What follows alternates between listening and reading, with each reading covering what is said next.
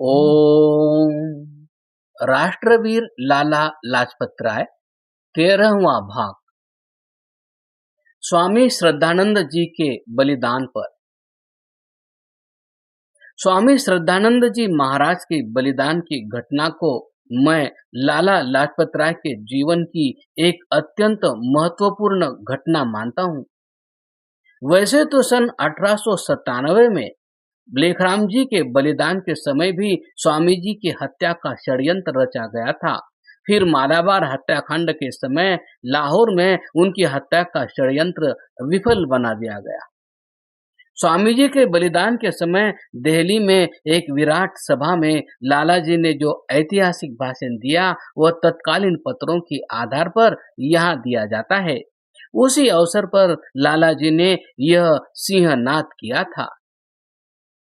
स्वामी जी की हड्डियों से यमुना के तट पर एक विशाल वृक्ष उत्पन्न होगा जिसकी जड़ें पाताल में पहुंचेगी। शहीदों के लहू से नए शहीद जन्म लेते हैं। यमुना का पवित्र जल शुद्धि के वृक्ष को सींचकर सुदृढ़ बनाएगा। शुद्धि के वृक्ष की शाखें भारत से बाहर अमेरिका, फारस और अरब तक पहुंचेगी।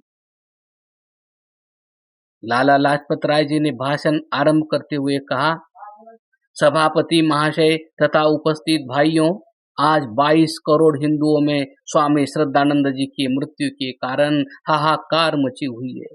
चारों ओर मातम छाया हुआ है। कोई पिता पुत्र के नाते, कोई संबंधी के नाते, कोई गुरु शिष्य के नाते स्वामी श्रद्धानंद जी के मृतक शरीर के लिए आंसू बहा रहा है। श्रद्धानंद वीर सन्यासी, वीर स्वामी था। वीर और सन्यासी शब्द सुनकर आश्चर्य होता है, परंतु वैदिक आदर्श यही है। कलयुग में हमारे सौभाग्य है कि स्वामी श्रद्धानंद ने इस आदर्श को पूरा किया। लोगों को वीर और सन्यासी शब्द बाधक प्रतीत होते हैं, परंतु दोनों सहायक है। 3 दिन से स्वामी जी के मृत शरीर पर रो रो कर फूल चढ़ा रहे हैं, परंतु स्वामी जी के मृत शरीर में से जो आवाज आ रही है उसे सुनिए। वो आवाज है कि इस अनार्यपन को दूर करो। रोना अनार्यपन है, रोना बंद करो। अब तो उद्यम होना चाहिए।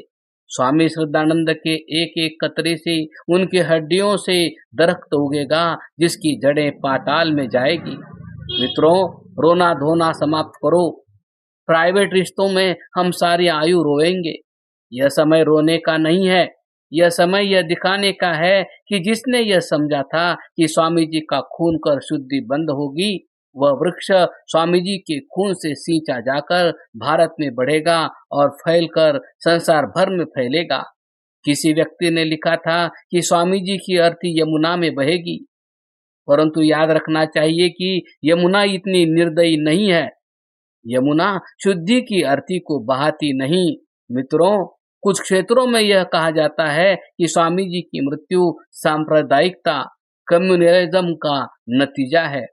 जो आदमी ऐसा कहता है कि वह स्वामी जी की ही मानहानि करता है।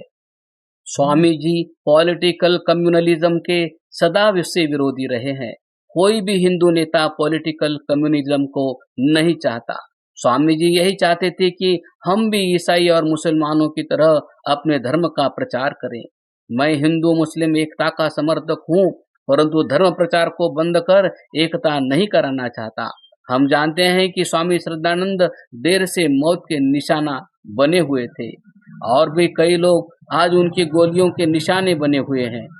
परमात्मा हमें बल दे कि हम छाती पर गोलियां सहकर धर्म प्रचार करें। हिंदू बालकों, खड़े हो जाओ। हमारा धर्म मित्रस्य चक्षुषा समीक्षा महे है। निर्भयता पूर्वक काम करना चाहिए। धर्म हमको जाति और देश की सेवा करना सिखाता है। हमारी जाति में केवल जागीरदार नहीं, गरीब से गरीब अबला माता हमारी जाति में शामिल है। अबला स्त्री हमारी सरताज है। शहीदों के खून से नए शहीद पैदा होते हैं। आर्य माताओं को चाहिए कि वह दूध के साथ बच्चों को शहादत अर्थात बलिदान का पाठ पढ़ावे। स्वामी श्रद्धानंद ने जिस वृक्ष को लगाया है उसको पानी देना तुम्हारा काम है। परमात्मा से प्रार्थना है कि वह हमें बल और सामर्थ्य दे। परमात्मन, तुम्हारे सिवाय हमारा कोई सहायक नहीं, सब किसी न किसी प्रयोजन से काम करते हैं, तुम ही एक निष्काम कर्म करते हो। लाला जी के भाषण से ये अंश देते हुए हम साहित्य प्रेमी व इतिहास प्रेमी पाठकों के ज्ञानवर्धन के लिए यह बताना आवश्यक समझते हैं कि हमारे साहित्य में वीर सन्यासी इन दो शब्दों का प्रयोग सर्वप्रथम लाला जी ने ही अपने इस व्याख्यान में किया। तत्पश्चात शांत स्वामी अनुभवानंद जी महाराज ने स्वामी श्रद्धानंद जी पर लेखनी चलाते समय इनका प्रयोग किया। स्वामी जी के जीवनी लेखकों को शब्द शिल्पी लाला लाजपत राय का यह प्रयोग बहुत भाया। इन पंक्तियों के लेखक ने तो स्वामी स्वतंत्रतानंद जी महाराज पर अपनी प्रथम पुस्तक का नाम ही वीर सन्यासी रखा। इसे हम लाला जी की एक विशेष साहित्यिक देन मानते हैं। जब लाला जी की अश्रुधारा न रुकी। लाला जी पर हमने बहुत कुछ पढ़ा है, उन पर सैकड़ों लेख व कई जीवन चरित्र देखने का हमें सौभाग्य प्राप्त है। हमारी जानकारी के अनुसार सार्वजनिक जीवन में वे एक ही बार रोए। प्रिय पुत्र व दामाद का निधन उनके लिए तो वज्रपात थे, परंतु वे इन्हें सह गए। प्रसिद्ध उपन्यासकार व पत्रकार श्री चतुरसेन जी शास्त्री ने स्वामी श्रद्धानंद जी विषयक अपने संस्मरणों में उनके बलिदान की घटना का उल्लेख करते हुए लिखा है, उसके बाद एक सभा कंपनी बाग में हुई जहां लोगों के सिर ही सिर नजर आते थे। उस सभा की एक बड़ी घटना मुझे याद है, लाला लाजपत राय का भाषण। लाला जी भाषण नहीं दे रहे थे, वह तड़प रहे थे। श्रद्धानंद, तुम्हारे जीवन पर भी मैंने सदा रश्क किया और मौत पर भी रश्क अर्थात स्पर्धा करता हूँ।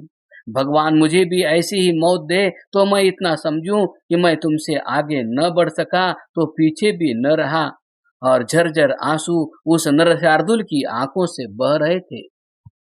लाला जी की इस कामना के, इस चाह के पीछे उनका कर्म बल था। उनकी सतत साधना व सेवा का एक लंबा इतिहास था। सो ईश्वर ने उनकी मनोकामना पूर्ण कर दी। उन्हें स्वामी श्रद्धानंद जी महाराज जैसी मृत्यु मिली। उन्हें भी मातृवेदी पर जीवन वारने का सौभाग्य प्राप्त हुआ। क्रमशः